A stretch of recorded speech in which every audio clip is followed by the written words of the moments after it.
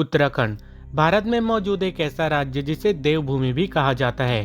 केदारनाथ, बद्रीनाथ और ऋषिकेश जैसे पावन धार्मिक स्थलों से सुसज्जित उत्तराखंड को धरती का स्वर्ग भी कहते हैं। पर इसी देवभूमि कहलाने वाले उत्तराखंड में एक ऐसा गांव भी मौजूद है जो पिछले 63 सालों से वीरान है। जिस गांव में कभी लोगों की आबादी बसा करती थी, आज वह गांव भूतिया किस्से कहानियों का बसेरा बन चुका है।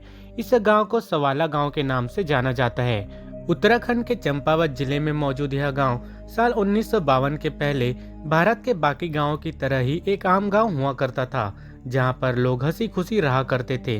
पर साल 1952 की उस मनहूस रात में इस गांव में एक ऐसी घटना घटी जिसके बाद हंसता खिलता यह गांव एक खंडहर में तब्दील हो गया और लोगों ने इस गांव को छोड़कर दूसरी जगहों पर पलायन कर लिया।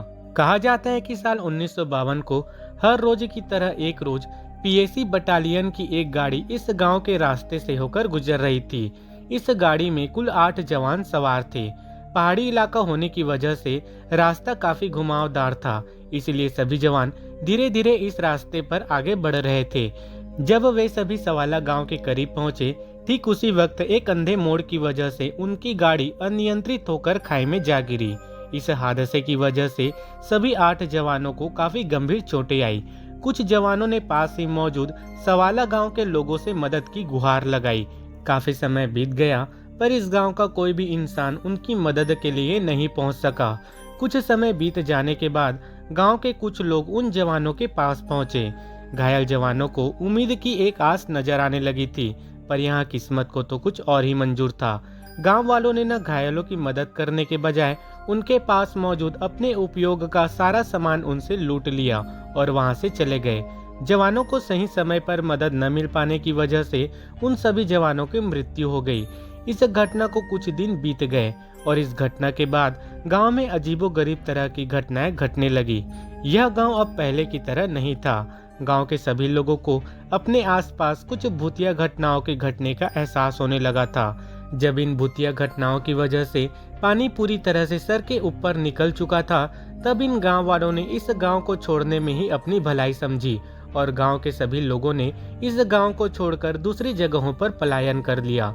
इन सभी गांव वालों को इस बात का एहसास हो चुका था कि कहीं न कहीं वे सभी उन 8 जवानों की मृत्यु का कारण है और उनके इसी लालच की वजह से आज गांव की ये हालत हो चुकी है। सभी गांव वालों ने मिलकर ठीक उसी जगह पर एक मंदिर की स्थापना की जहां पर वे सभी 8 जवान मारे गए थे, ताकि उन सभी जवानों की आत्मा को शांति मिल सके। चलिए, अब यह तो वह बातें थी जिसे हम सभी ने अखबारों, न्यूज़ चैनलों और इंटरनेट पर पढ़ा और सुना है। पर क्या वाकई में इन घटनाओं में सच्चाई है या यह सारी बातें महज लोगों द्वारा बनाई गई एक अफवाह थी? क्या सच में यह गांव भूतिया है या फिर कई सालों तक वीरान रहने की वजह से भूतिया किस्से कहानियों का शिकार बन चुका है? इस गांव को वही लोग बेहतर समझ पाते थे जिन्होंने इस गांव को छोड़ दिया था। जब उन गांव वालों से इस बारे में पूछा गया, तब उनका कहना था कि इस गांव में न तो कभी किसी प्रकार की कोई भूतिया घटना घटी थी और न ही गांव वालों ने भूतों के डर से इस गांव को छोड़कर दूसरी जगहों पर पलायन कर लिया था। हाँ, हालांकि यह जरूर सच है कि इस जगह पर पीएसी के बटालियन की गाड़ी दुर्घटनाग्रस्त जरूर हुई थी, जिनमें वे सभी 8 जवान मारे गए थे। पर उन जवानों की आत्माओं की वजह से लोगों ने इस गांव को छोड़ दिया था, यह बात महज एक झूठी अफवाह है। बल्कि इस गांव को छोड़ने की असल वजह है इस गांव में मौजूद असुविधा। इस गांव में न तो बिजली की सुविधा थी और न ही पानी की। सड़क से इस गांव तक पहुंचने वाला रास्ता भी काफी खतरों से भरा हुआ करता था, जहां पर एक छोटी सी गलती भी किसी भी इंसान के लिए जानलेवा साबित हो सकती थी। गांव के लोगों को इस जगह पर जीवन यापन करने के लिए काफी दिक्कतों का सामना करना पड़ रहा था। यही एक बड़ी वजह थी कि गांव के लोगों ने इस गांव को छोड़ने का फैसला किया और कुछ ही दूरी पर अपना एक नया गांव बसा लिया। आज भी इस गांव के कुछ लोगों की जमीन इस गांव के पास ही मौजूद है। वे रोज सुबह अपने खेतों की देखभाल के लिए आते हैं और दिन ढलने के बाद अपने घरों को वापस लौट जाते हैं। चलिए, अब आज के लिए बस इतना ही। एक नई वीडियो में आप सभी से दोबारा मुलाकात होगी।